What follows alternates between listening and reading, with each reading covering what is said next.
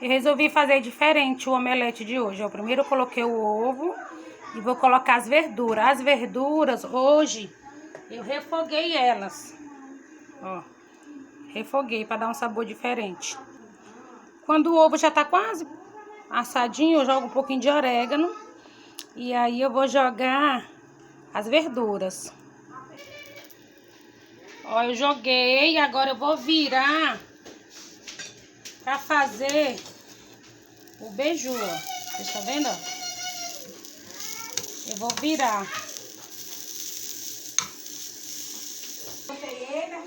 Olha, tá aqui, ó. Virei direitinho. Deu um pouquinho de trabalho, porque ficou muito recheio.